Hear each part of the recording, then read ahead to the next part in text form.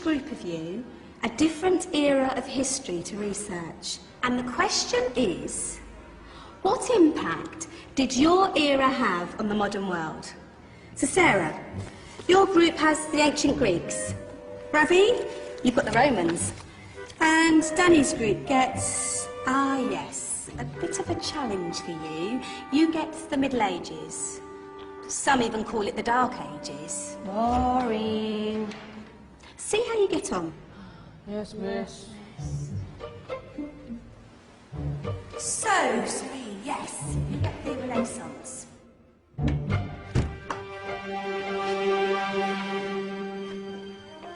Is that the librarian? I guess so. How are the Dark Ages going to have anything to do with us? Excuse me. Sorry to bother you. What do you want? We need to find out what impact the Dark Ages had on the modern world. Never was a period of history so poorly named. Don't touch. It's priceless. And I suppose someone's been filling your head with the usual nonsense, eh? 1,000 wasted years. A black hole in history, am I right? Yeah, sort of. You see, it's always the same. You assume it was all mud, disease, death and destruction, with marauding mobs of barbarians ripping down the good of former civilizations, burning and plundering as they went. Nothing of any worth invented either, eh? Oh, no. Go on, Beofrey. Sorry to bother you. Come on, it's probably not worth it. Everyone knows that the Greeks and Romans invented everything anyway. Oh, did they now? And you're sure about that, are you?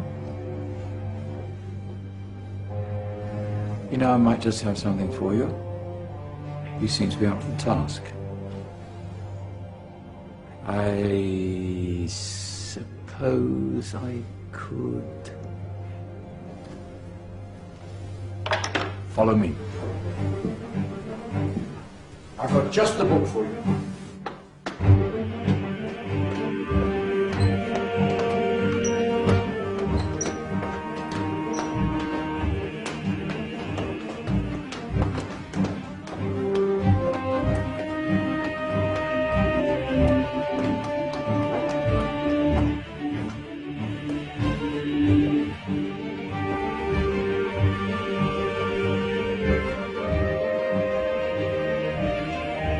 Where are we going? Don't know. Ask him. Excuse me, where are we going? From darkness into light, my young friend. From ocean onto land. There are things you should know. Oh, yes, indeed. Yes, indeed.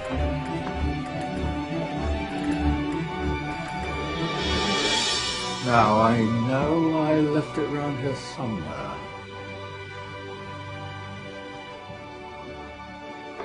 Ah, here it is. Now, take a look. If you dare.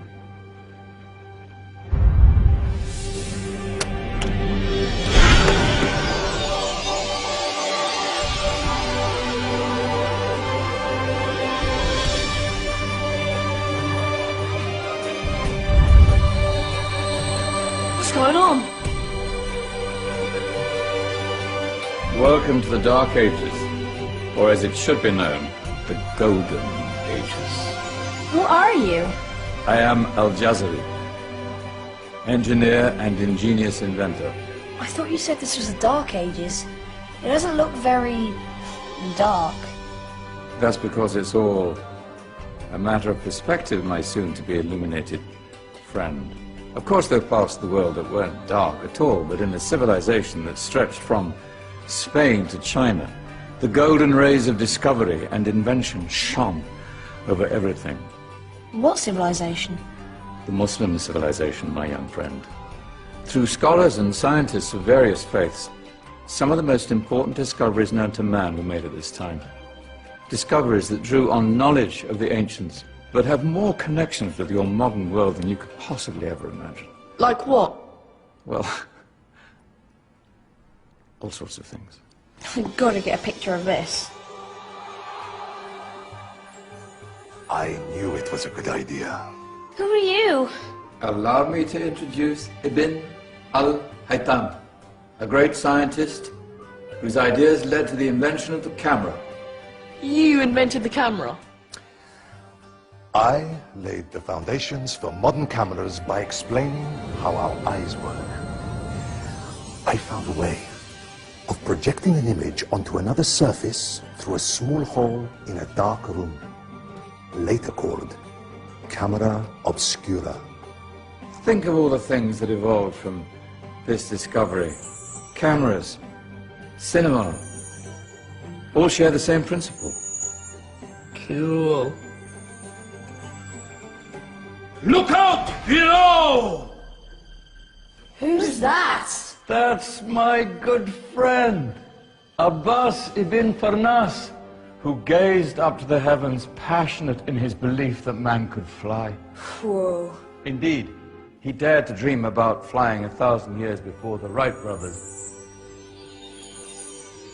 Do you know you all take your jet-setting holidays for granted, so it only seems fair to remember Abbas ibn Farnas. Stand by. I'm ready for takeoff.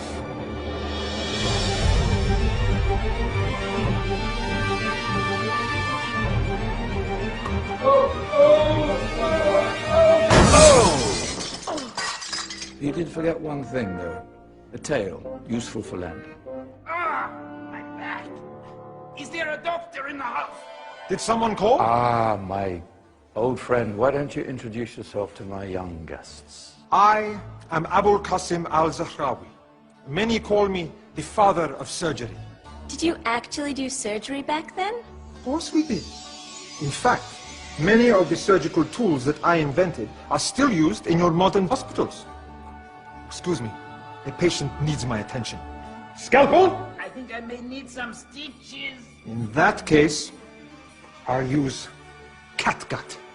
Catgut? From the gut of animals. Perfect for stitching up internal wounds. Your surgeons are still using it today. Sorry, mustache.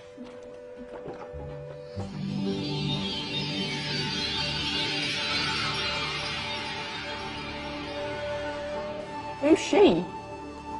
That's Maryam al-Astrolabi. One of the many brilliant women of her time. She made sophisticated astrolabes. Astro what? Astrolabes. They show the sky and the stars on a small flat plate you can hold in your hand. Think of them as ancient calculating or timekeeping devices. Today you have your watch, your compass, satellite navigation, helping people and explorers travel the world. Science at its brilliant best. And all these things were developed during the Golden Ages. And that's just the tip of the iceberg. There were thousands of other inventions covering all areas of life, and in the years that followed, their influence spread across the whole of medieval Europe. So you see, it wasn't so dark after all. What about you? Me? What did you invent? Well, I don't want to be big-headed, but I made some groundbreaking advances in engineering. I suppose my most significant discovery converted rotary motion into linear motion using a crank and connecting rod. It's essential in pumps and engines. In fact, I've no idea how the Industrial Revolution could have happened hundreds of years later without such a device. Not that I ever get the credit I deserve. But my crowning glory was my amazing time-telling machine. My legendary elephant clock.